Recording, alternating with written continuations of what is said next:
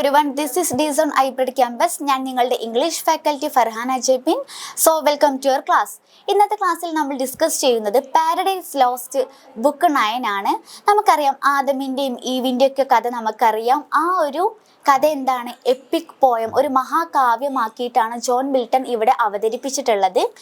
അദ്ദേഹത്തിൻ്റെ ഈ ഒരു ജോൺ മിൽട്ടൺ എന്ന് പറയുമ്പോൾ തന്നെ, അല്ലെങ്കിൽ അദ്ദേഹത്തെക്കുറിച്ച് കേൾക്കുമ്പോൾ തന്നെ നമുക്ക് ആദ്യം മനസ്സിൽ വരുന്ന ഒരു വർക്കാണ് ഏത്? പാരഡൈസ് ലോസ്റ്റ് എന്ന് പറയുന്നത്. ഈ പാരഡൈസ് ലോസ്റ്റ് 12 ബുക്കുകളിലായിട്ടാണ് ഉള്ളത് ഈ ഒരു സ്റ്റോറി എന്ന് പറയുന്നത്. അപ്പോൾ അതിൽ ബുക്ക് 9 ഫോൾ ഓഫ് മാൻ ആണ് നമുക്ക് പഠിക്കാനുള്ളത്. അതിനു മുമ്പ് നമുക്ക് എന്ത് ചെയ്യാം? ജോൺ മിൽട്ടനെ കുറിച്ച് കുറച്ച് കാര്യങ്ങൾ പറയാം. ജോൺ മിൽട്ടൺ എന്ന് പറയുന്നത് ഒരു ഇംഗ്ലീഷ് പോയിറ്റാണ്. പിന്നെന്താണ്? സിവിൽ സർവൻറ്റ് കൂടിയാണ് അദ്ദേഹം. എന്നാലും അദ്ദേഹം തിയോളജി, ഫിലോസഫി, സയൻസ് ഈ മേഖലകളിലെല്ലാം എന്താണ് കഴിവ് തെളിയിച്ചൊരു വ്യക്തിയായിരുന്നു. ചുരുക്കി പറയുകയാണെങ്കിൽ സകലകലാ വല്ലഭനായിരുന്നു ജോൺ മിൽട്ടൺ എന്ന് പറയുന്ന റൈറ്റർ. അതുമാത്രമല്ല, അദ്ദേഹത്തിൻ്റെ റൈറ്റിങ്സിലൊക്കെ എന്തുണ്ടായിരുന്നു? അന്നത്തെ കാലഘട്ടത്തിലുള്ള കാര്യങ്ങളും അതുപോലെ എന്താണ് അന്നത്തെ കാലഘട്ടത്തിൽ അദ്ദേഹം വിശ്വസിച്ചിരുന്ന കാര്യങ്ങൾ ഉണ്ടാവുമല്ലോ, ബിലീഫ്സ്, അതുപോലെ എന്താണ്. ഇനി അദ്ദേഹത്തിൻ്റെ റൈറ്റിങ്സിൻ്റെ പ്രത്യേകത എന്താണെന്ന് വെച്ച് കഴിഞ്ഞാൽ അദ്ദേഹത്തിൻ്റെ പേഴ്സണൽ ബിലീഫ്, അതുപോലെ തന്നെ പൊളിറ്റിക്കൽ, റിലീജിയസ് ബിലീഫ്സ് ഒക്കെ ആ ഒരു വർക്കിൽ നമുക്ക് കാണാൻ കഴിയും. അതായത് ഇപ്പോൾ ഞാൻ ഇന്നത്തെ കാലത്ത് ഞാനൊരു വർക്ക് എഴുതുകയാണെന്നുണ്ടെങ്കിൽ എൻ്റെ ഐഡിയോളജീസും അതുപോലെ ഞാൻ ഏത് രീതിയിലാണോ വളർന്നു വന്നത്, എൻ്റെ മനസ്സിൽ എന്തൊക്കെ ചിന്തകളാണോ ഉള്ളത്, അതൊക്കെ ഞാൻ എഴുതുന്ന ആ വർക്കിലും ഉണ്ടായിരിക്കും. അതേപോലെ തന്നെയാണ് ജോൺ മിൽട്ടൻ്റെ ആ ഒരു വർക്കിലും എന്തുണ്ട്? അന്നത്തെ കാലഘട്ടത്തിൽ അദ്ദേഹം വിശ്വസിച്ചിരുന്ന കുറച്ച് കാര്യങ്ങൾ, പൊളിറ്റിക്കലായിട്ടും റിലീജിയസ് ആയിട്ടൊക്കെ അദ്ദേഹം വിചാരിച്ചിട്ടുണ്ടായിരുന്ന, അല്ലെങ്കിൽ അദ്ദേഹം വിശ്വസിച്ചിട്ടുണ്ടായിരുന്ന കാര്യങ്ങളുണ്ടായിരുന്നു. അദ്ദേഹം ആ ഒരു ടൈമിൽ ഇംഗ്ലീഷ് സിവിൽ വാർ പീരീഡിൽ, ജോൺ മിൽട്ടൺ ഇംഗ്ലീഷ് സിവിൽ വാർ പീരീഡിൽ ആക്റ്റീവ് പാർട്ടിസിപ്പൻ്റ് ആയിരുന്നു. അത് മാത്രമല്ല, ഒലിവർ ക്രോംവെല്ലിൻ്റെ ഗവൺമെൻറ്റിൽ അദ്ദേഹം എന്തായിരുന്നു? ഒരു സെക്രട്ടറി ആയിട്ടും അദ്ദേഹം വർക്ക് ചെയ്തിട്ടുണ്ട്. അങ്ങനെ എല്ലാ മേഖലകളിലും കഴിവ് തെളിയിച്ചൊരു വ്യക്തിയാണ് ജോൺ മിൽട്ടൺ എന്ന് പറയുന്നത്. അപ്പോൾ ഇത്രയൊക്കെ കാര്യങ്ങളാണ് നമുക്ക് ജോൺ മിൽട്ടനെ കുറിച്ച് പറയാനുള്ളത്. ഇനി നമുക്ക് പാരഡൈസ് ലോസ്റ്റ് ബുക്ക് 9 പോകാം.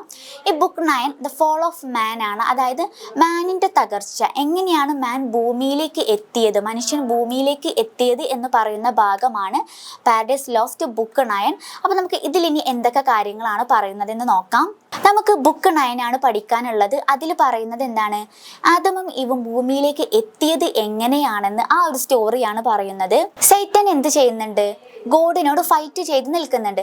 പക്ഷെ ഓരോ സമയം ഫൈറ്റ് ചെയ്യുമ്പോഴും ഈ സൈറ്റന് തോറ്റു പോവുകയാണ്. ഒരിക്കലും ഗോഡിനെ തോൽപ്പിക്കാൻ കഴിയില്ല എന്നുള്ളൊരു ചിന്ത സൈറ്റൻ്റെ മനസ്സിൽ വന്നിരിക്കുകയാണ്. ആ സമയത്താണ് ഈ ഒരു സൈറ്റനൊരു ബുദ്ധി തോന്നുന്നത്. എന്ത്? അദ്ദേഹം സൃഷ്ടിച്ച, അതായത് ഗോഡ് സൃഷ്ടിച്ച ഏറ്റവും മഹത്തായ ഒരു കാര്യമാണ് മനുഷ്യൻ എന്ന് പറയുന്നത്. ആ ഒരു സൃഷ്ടിയെ തന്നെ എന്താണ് തെറ്റിലേക്ക് നയിക്കുക, അതായിരുന്നു സൈത്താൻ്റെ പ്ലാൻ എന്ന് പറയുന്നത്. അപ്പോൾ ഈ സൈത്തൻ ഈ ഒരു ഏദൻ തോട്ടത്തിലേക്ക് വരുന്നതിന് മുമ്പ് തന്നെ നമ്മുടെ ഗോഡിൻ്റെ മെസ്സഞ്ചർ ആയിട്ടുള്ള റാഫേൽ അവിടേക്ക് വരുന്നുണ്ട്.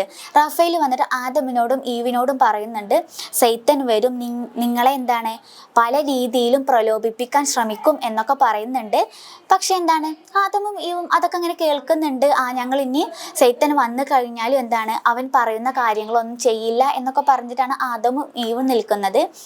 അങ്ങനെ പിറ്റേ ദിവസമായി സൈത്തൻ വന്നു.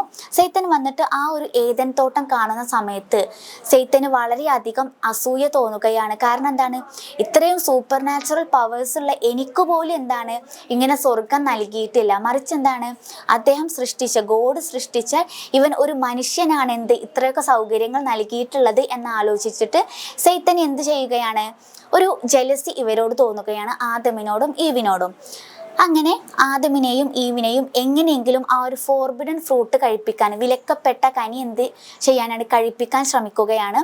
ആ ഒരു ശ്രമത്തിൻ്റെ ഭാഗമായി നടക്കുന്ന കാര്യങ്ങളാണ് ഈ ബുക്ക് 9 പറയുന്നത്. ആദമും ഈവും ആ ഒരു ഏദൻ തോട്ടത്തിലുള്ള ജോലികളൊക്കെ ചെയ്തുകൊണ്ടിരിക്കുകയാണ്. അപ്പോൾ ആദമിനോട് ഈവ് പറയുന്നുണ്ട്, നമുക്ക് എന്ത് ചെയ്യാം? 2 സ്ഥലങ്ങളിലായി പോയി ജോലി ചെയ്യാം. അങ്ങനെയാണെങ്കിൽ നമ്മുടെ ജോലി പെട്ടെന്ന് തീരും. അല്ലെങ്കിൽ നമ്മൾ ഒരു സ്ഥലത്ത് തന്നെ നിന്ന് കഴിഞ്ഞാൽ എന്താണ്, ആ ഭാഗത്തെ ജോലി മാത്രമുള്ളൂ കഴിയുക. മറിച്ച് നമ്മളിങ്ങനെ ഡിവൈഡ് ചെയ്ത് 2 സ്ഥലങ്ങളിലായി ജോലി ചെയ്യുമ്പോൾ ആ സ്ഥലത്തുള്ള ആ ഒരു ജോലിയും കൂടെ കഴിയും, നമ്മുടെ വർക്ക് എളുപ്പമാകുമെന്ന് ഈ ഒരു ഈവ് ആദമിനോട് പറയുകയാണ്. അങ്ങനെ പറയുന്ന സമയത്ത് ആദം പറയുന്നുണ്ട്, റാഫേൽ റാഫേൽ നമ്മളോട് എന്താണ് പറഞ്ഞത്? ഈ ഒരു സൈത്താൻ വരും, നമ്മളെന്താണ് പ്രലോഭിപ്പിക്കും, അങ്ങനെ നമ്മളെന്ത് ചെയ്യും, തെറ്റിലേക്ക് നയിക്കും എന്നൊക്കെ പറഞ്ഞിട്ടുണ്ടല്ലേ. ആ സമയത്ത് ആദം ഈവിനോട് പറയുന്നുണ്ട് അതിൻ്റെ ഒന്നും ആവശ്യമില്ല, കാരണം റാഫേൽ നമ്മളോട് നേരത്തെ പറഞ്ഞതാണ് എന്ത്, ഈ ഒരു സൈത്താൻ നമ്മളുടെ അടുത്തേക്ക് വരും, നമ്മളെ പ്രലോഭിപ്പിക്കാൻ ശ്രമിക്കും, ആ ഒരു വിലക്കപ്പെട്ട കനി കഴിപ്പിക്കാൻ നമ്മളെ നിർബന്ധിക്കും എന്നൊക്കെ ആദം ഈവിനോട് പറയുന്നുണ്ട്. പക്ഷെ ഈവ് എന്ത് കേട്ടാലും ഈവ് എന്ത് ചെയ്യുന്നില്ല, അത് അക്സെപ്റ്റ് ചെയ്യാൻ തയ്യാറാകുന്നില്ല. ഈവ് അങ്ങനെ വാശി പിടിച്ചുകൊണ്ട് ആദം എന്ത് ചെയ്യുന്നുണ്ട്, അവൾ പറയുന്നതിന് സമ്മതിച്ചു കൊടുക്കുന്നുണ്ട്. അങ്ങനെ ആദം ഒരു സ്ഥലത്തും ഈവ് ഒരു സ്ഥലത്തും നിന്ന് ജോലി ചെയ്യുകയാണ്. ഈ സമയത്താണ് സൈത്താൻ അവിടേക്ക് കടന്നു വരുന്നത്. ഈ സൈത്താൻ കടന്നു വരുന്ന സമയത്ത് സൈത്താന് തോന്നുകയാണ്, ഇതേ വേഷത്തിൽ വന്നു കഴിഞ്ഞാൽ ഇവരെന്നെ തിരിച്ചറിയും, അപ്പോൾ ഒരു പാമ്പിൻ്റെ വേഷത്തിൽ വന്നു കഴിഞ്ഞാൽ എന്ത് ചെയ്യാം, ഇവരെ കൊണ്ട് ഈ ഒരു തെറ്റ് ചെയ്യിപ്പിക്കാം എന്ന് ചിന്തിക്കുകയാണ്. അങ്ങനെ ഒരു പാമ്പിൻ്റെ വേഷത്തിലാണ്, അല്ലെങ്കിൽ പാമ്പിൻ്റെ രൂപത്തിലാണ് ആര് വരുന്നത്, സൈത്താൻ ഈവിൻ്റെ മുമ്പിലേക്ക് വരുന്നത്. അങ്ങനെ ഈവ് ജോലി ചെയ്യുന്നതിൻ്റെ ഇടയിൽ ഈ ഒരു പാമ്പ് എന്ത് ചെയ്യുന്നുണ്ട്, അവളെ അട്രാക്റ്റ് ചെയ്യാൻ വേണ്ടി കുറേ കാര്യങ്ങൾ ചെയ്യുന്നുണ്ട്. പക്ഷെ ഇവൾ ഈ കാര്യങ്ങളൊന്നും ശ്രദ്ധിക്കുന്നില്ല. കാരണം എന്താണ്, ഇവൾ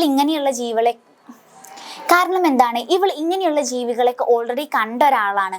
അതുകൊണ്ട് തന്നെ ഒരു ജീവി അതിനെങ്ങനെ എഴഞ്ഞു പോകുന്നുണ്ട് എന്ന് വിചാരിച്ചിട്ട് അവൾ എന്ത് ചെയ്യുന്നില്ല, അതിനെ ശ്രദ്ധിക്കൊന്നുമില്ല. പക്ഷേ ഈ ഒരു സാഹചര്യത്തിൽ സൈത്താൻ എന്ത് ചെയ്യുന്നുണ്ട്, വേഗം സംസാരിക്കുന്നുണ്ട്. അപ്പോൾ സംസാരിക്കുന്ന സമയത്ത് ഈവ് പെട്ടെന്ന് തിരിഞ്ഞു നോക്കുകയാണ്. കാരണം പാമ്പ് സംസാരിക്കുക എന്നുള്ളത് അവൾ ആദ്യമായിട്ട് കേൾക്കുന്ന ഒരു കാര്യമായിരുന്നു, അല്ലെങ്കിൽ അവൾ ആദ്യമായിട്ട് കാണുന്ന ഒരു കാര്യമായിരുന്നു. അതുകൊണ്ട് തന്നെ ഇവൾ ഈ ഒരു പാമ്പിനോട് ചോദിക്കുകയാണ്, അതായത് ഈ സൈത്താനോട് ചോദിക്കുകയാണ്, എങ്ങനെയാണ് നിങ്ങൾക്ക്, അല്ലെങ്കിൽ എങ്ങനെയാണ് പാമ്പിന് സംസാരിക്കാൻ കഴിയാന്ന് ചോദിക്കുകയാണ്. അപ്പോൾ ഈ സമയത്ത് സൈത്താൻ പറയുന്നുണ്ട്, എനിക്ക് സംസാരിക്കാൻ മാത്രമല്ല, എനിക്കെന്താണ് കുറേ പവേഴ്സ് ഉണ്ട് എന്ന് പറയാണ്. ഈ പവേഴ്സൊക്കെ എനിക്ക് ലഭിച്ചത് എവിടെ നിന്നാണ്, ഒരു ട്രീയിൽ നിന്നുമാണ് ലഭിച്ചത് എന്ന് പറയുന്നു. അങ്ങനെ ഈവിനെ ആ ഒരു ട്രീയുടെ അടുത്തേക്ക് കൊണ്ടുപോകുന്നു. എന്നിട്ട് അവിടെയുള്ള ഫോർബിഡൻ ഫ്രൂട്ട് ഉണ്ടാവുമല്ലോ, അത് കഴിക്കാൻ വേണ്ടി ഈവിനോട് പറയുന്നു. അപ്പോൾ ദൈവം ആദ്യം തന്നെ ഇവരോട് പറഞ്ഞതാണ്, ആദമിനോടും ഈവിനോടും പറഞ്ഞതാണ്, ഒരിക്കലും നിങ്ങൾ ആ ഒരു ഫോർബിഡൻ ഫ്രൂട്ട് കഴിക്കരുത് എന്ന് പറഞ്ഞതാണ്. അപ്പം ഈ ആദ്യം ഒന്ന് മടിച്ചു നിന്നു എന്നുണ്ടെങ്കിലും ഈ ഒരു പാമ്പിൻ്റെ അല്ലെങ്കിൽ സൈത്താൻ്റെ പ്രലോഭനങ്ങളിൽ വഴങ്ങി അവൾ അത് കഴിക്കുന്നുണ്ട്. അങ്ങനെ കഴിക്കുന്ന സമയത്ത് സൈത്താന് വളരെയധികം സന്തോഷമാവുകയാണ്. കാരണം എന്താണ്, ദൈവം സൃഷ്ടിച്ച ഒരു സൃഷ്ടി തന്നെ എന്ത് ചെയ്യുകയാണ്, തെറ്റ് ചെയ്യുകയാണ്, അല്ലെങ്കിൽ ദൈവം പറഞ്ഞ ഒരു കാര്യം റിജക്റ്റ് ചെയ്യുകയാണ്. അപ്പോൾ ഈ ഒരു കാര്യം കാണുമ്പോൾ സൈത്താന് വളരെയധികം സന്തോഷമാവുകയാണ്. അങ്ങനെ പിന്നീട് ഈവ് ആദമിൻ്റെ അടുത്തേക്ക് ചെല്ലുന്നുണ്ട്. എന്നിട്ട് പറയുന്നുണ്ട്, ഞാൻ ഈ ഒരു ഫോർബിഡൻ ഫ്രൂട്ട് കഴിച്ചു എന്ന് പറയുന്നുണ്ട്.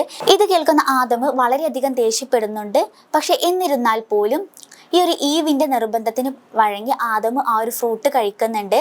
അങ്ങനെ ഇവർ രണ്ടുപേരും ആ ഒരു വിലക്കപ്പെട്ട കനി കഴിക്കുകയാണ്. അങ്ങനെ സൈത്താൻ്റെ ആ ഒരു മിഷൻ അവിടെ സക്സസ് ആവുകയാണ്.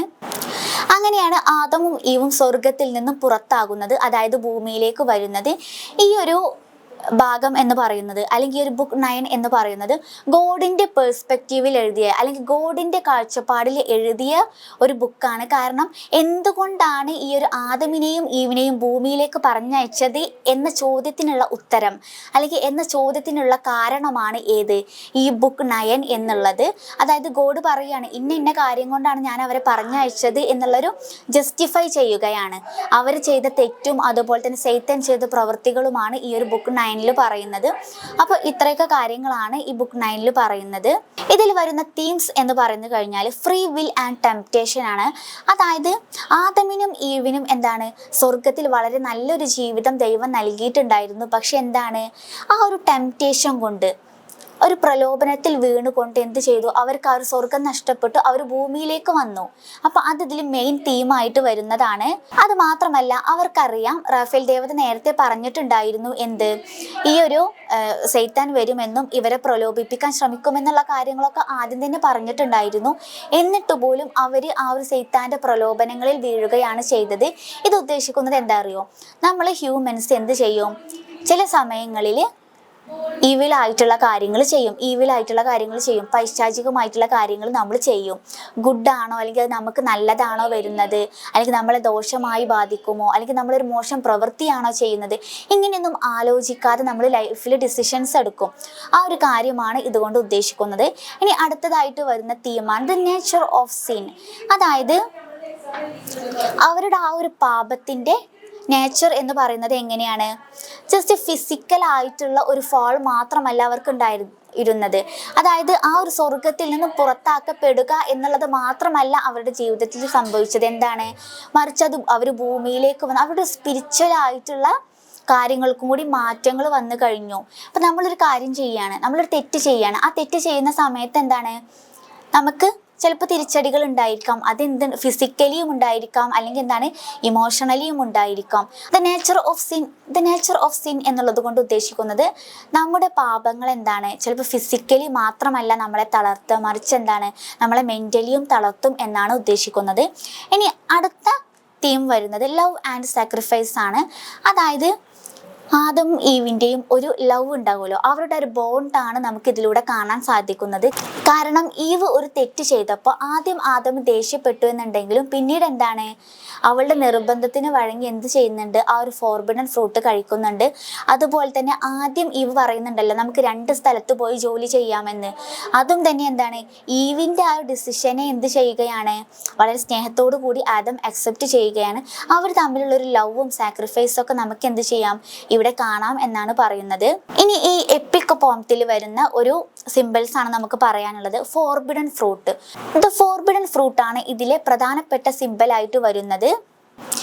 ഈ ഒരു ഫോർബിഡൻ ഫ്രൂട്ട് എന്തിന്റെ സിമ്പിൾ ആയിട്ടാണ് വരുന്നത്, അതായത് ഈ ഒരു ഫോർബിഡൻ ഫ്രൂട്ട് എന്ന് പറയുന്നതാണ് ഏറ്റവും ഇമ്പോർട്ടൻ്റ് ആയിട്ടുള്ള സിമ്പിൾ ആയിട്ട് വരുന്നത്.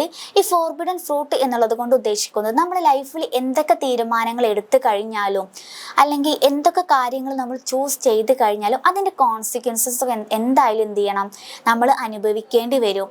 ആ ഒരു കാര്യമാണ് ഈ ഒരു ഫോർബിഡൻ ഫ്രൂട്ട് എന്നുള്ളത് കൊണ്ട് ഉദ്ദേശിക്കുന്നത്. ഇനി നമുക്ക് ഈ ഒരു ബുക്ക് 9 വരുന്ന സിമ്പിൾസ് ഏതൊക്കെയാണെന്ന് നോക്കാം. ഒന്നാമത്തെ സിമ്പിൾ അല്ലെങ്കിൽ ഏറ്റവും പ്രധാനപ്പെട്ട സിമ്പിൾ എന്ന് പറയുന്നത് ദ ഫോർബിഡൻ ഫ്രൂട്ട് ആണ്. ഈ ഫോർബിഡൻ ഫ്രൂട്ട് എന്നുള്ളത് കൊണ്ട് ഉദ്ദേശിക്കുന്നത് അല്ലെങ്കിൽ ആ ഒരു സിമ്പിൾ കൊണ്ട് അർത്ഥമാക്കുന്നത് നോളജ്, ടെംപ്റ്റേഷൻ, അതുപോലെ ഇന്നസെൻസ്, ഇങ്ങനെയുള്ള കാര്യങ്ങളാണ്. അടുത്തതായിട്ട് വരുന്ന ഒരു സിമ്പിളാണ് സെർപ്പൻറ്റ്, അതായത് ആ ഒരു പാമ്പ്. ഈ ഒരു സെർപ്പൻറ്റ് എന്ന് പറയുന്നത് സിംബലൈസ് ചെയ്യുന്നത് reversal of the natural order ആണ്. അതായത് പാമ്പ് എന്ന് പറയുന്നത് എന്താണ്, വളരെ നോബിൾ ആയിട്ടുള്ള ഒരു ക്രിയേച്ചറാണ്. പക്ഷെ അത് എന്തിന് കാരണമായി, മനുഷ്യൻ്റെ ഡൗൺഫോളിന് കാരണമായി എന്നാണ് പറയുന്നത്. നെക്സ്റ്റ് വരുന്നത് ലൈറ്റ് ആൻഡ് ഡാർക്ക്നെസ് ആണ്. നമ്മൾ പൊതുവെ പറയില്ല എന്താണ്, ലൈറ്റ് എന്ന് പറയുന്നത്, വെളിച്ചം എന്ന് പറയുന്നത് എന്തിൻ്റെയാണ്, നന്മയുടെ പ്രതീകമാണ് എന്ന് പറയും. അത് തന്നെയാണ് ഇവിടെയും പറയുന്നത്. ലൈറ്റ് എന്ന് പറയുന്നത് നന്മയുടെ പ്രതീകമാണ് അല്ലെങ്കിൽ ഗുഡിൻ്റെ പ്രതീകമാണ്. മറിച്ച് എന്താണ്, ഡാർക്ക് എന്ന് പറയുന്നത് ഈവിലിൻ്റെ പ്രതീകമാണ് എന്നാണ് പറയുന്നത്. നമ്മൾ പറയില്ല നമ്മുടെ ജീവിതം ഇരുട്ടിലായി പോയി എന്ന് പറയൂലേ, അങ്ങനെ ഇരുട്ടിലായി പോയി എന്നുള്ളത് കൊണ്ട് ഉദ്ദേശിക്കുന്നത് എന്താണ്, നമ്മുടെ ജീവിതം അത്ര മോശപ്പെട്ടു പോയി അല്ലെങ്കിൽ ഒരിക്കലും നല്ല രീതിയിലാകാത്ത വിധം മോശമായി പോയി എന്നാണല്ലോ ഉദ്ദേശിക്കുന്നത്. അപ്പോൾ ഒരു ഗുഡ് ഈവിൽ എന്നുള്ളതാണ് ഈ ഒരു ലൈറ്റ് ആൻഡ് ഡാർക്ക് എന്നുള്ള സിമ്പിൾ കൊണ്ട് ഉദ്ദേശിക്കുന്നത്. അപ്പോൾ ഇത്രയൊക്കെ കാര്യങ്ങളാണ് നമുക്ക് ബുക്ക് 9 പറയാനുള്ളത്. അപ്പോൾ എല്ലാവർക്കും ക്ലാസ് മനസ്സിലായി എന്ന് വിശ്വസിക്കുന്നു. എന്തെങ്കിലും ഡൗട്ട് ഉണ്ടെങ്കിൽ എന്ത് ചെയ്യുക, കമൻറ്റ് ബോക്സിൽ ചോദിക്കുക. താങ്ക്